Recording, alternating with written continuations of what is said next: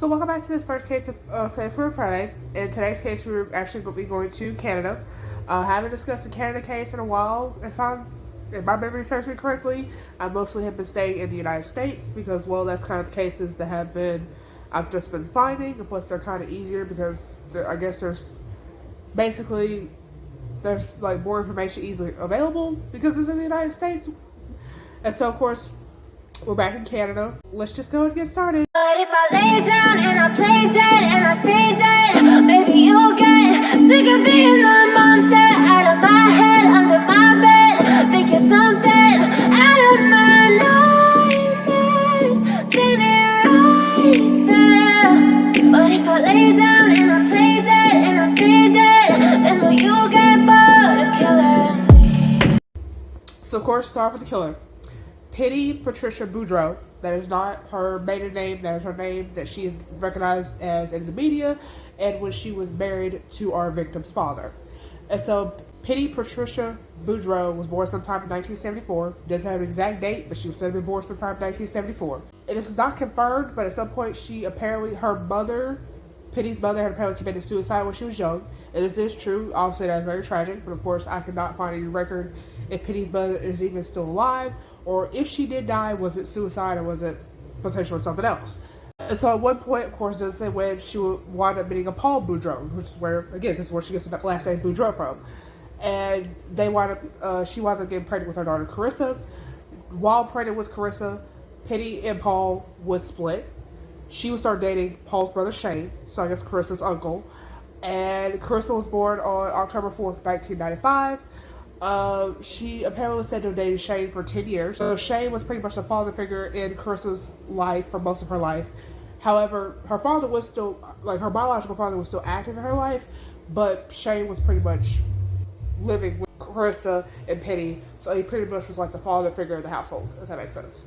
And so Pitty would break up with Shane for one reason I didn't say, and she would start dating this guy named Vernon McCumber. That he is very important to the story. Pitty would actually go live with her father for like 5 months, and sometime during 2007, so late 2007. And after 5 months, it is said that she wanted to return home, which to be with her mother, which understandable, because a bond with a mother is kind of different than it was with a father, if that makes sense. And so he didn't like it, but he was like, that's what she wants, that's what she wants. And she goes back, and Carissa and Pitty, for whatever reason, are constantly arguing.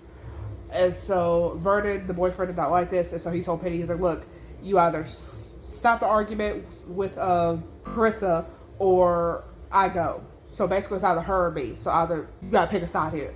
And so sadly Pitty would choose Vernon's side.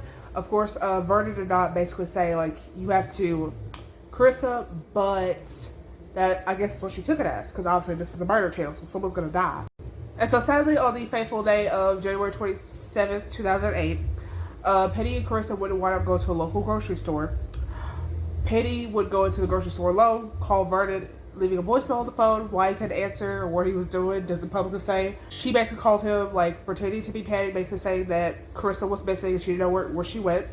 Of course, at this point, Carissa is confirmed to have still been alive in the car, so that shows premeditation. So then, of course, she leaves the grocery store, gets back in the car, drives Carissa to an isolated place, has Carissa get out the car. She follows Carissa.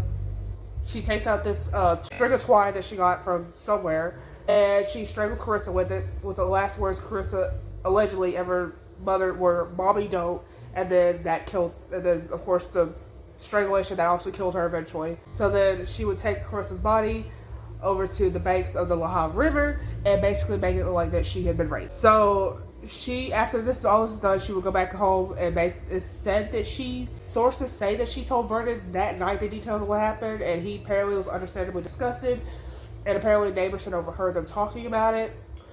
2 days after Carissa was killed, Pitty goes on television basically begging for Carissa's safe return, because apparently there was a snowstorm during that time, and people were saying if what Carissa was wearing, based on what Pitty was saying, was true, then she probably would have died within a short amount of time, because there's no way she would have survived unless someone found her and has been keeping her hostage, basically. And so she's pretending that she doesn't know where Carissa is, which obviously she does, which you tend to see a lot with women who kill their children. They go on TV basically asking for their safe return back. Carissa's body was sadly found about 2 weeks later, in the snow by a 9-month-old boy. Apparently he saw her toes and he freaked out, understandably, told his mom. His mom freaked out, again, understandably, called the police.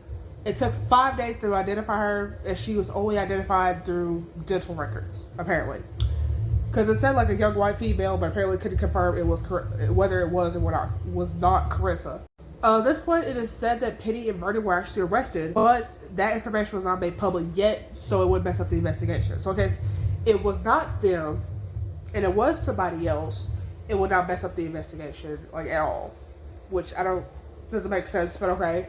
And then they both were released within 24 hours of their arrest due to lack of evidence. At Carissa's funeral, because obviously you gotta have the funeral, apparently 9 churches, so obviously that's a lot of churches, they all came together to, like, I guess, like, help prepare for the funeral, and then hundreds of people came out to, like, pay their respects, because obviously hundreds of people were out looking for Carissa, so now that she is now confirmed to be deceased, they're now paying their respect. And so, Penny, sometime shortly after the funeral, would move to Halifax, which is said to have been 90 kilometers away,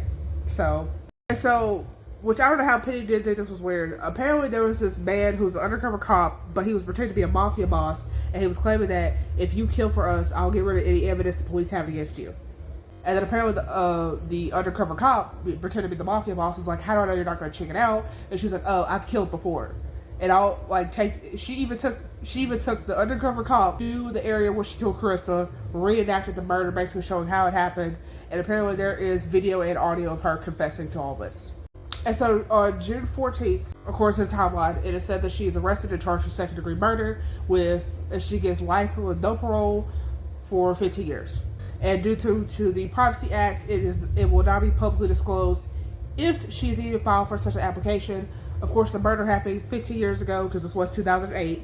So, it now being 2023, it would be over 15 years. So she technically could have already applied, but it's not publicly known if she applied, unless, of course, I guess that request is approved. Then I guess it wouldn't be known she was out. Somehow she would get the freedom this was later on, she would get, like, daytime freedoms to, like, attend church, like, 4 times a year. And apparently there were periods where she could visit the house of a close friend for about 6 hours. And that was including the time it took to drive there and back. So not 6 hours to be with a friend, but driving there and back is included in those 6 hours. Vernon, of course, had all charges dropped against him because it was believed that he did not believe that Penny would actually kill Carissa. He just said, control your daughter or I'm dipping.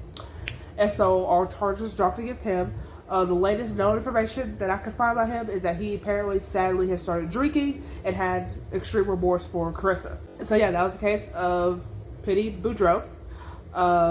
I guess if you guys want to see more Canadian cases, definitely let me know, because they're definitely interesting compared to some of these American cases. And so yeah, I'll see you females in the next one. Bye!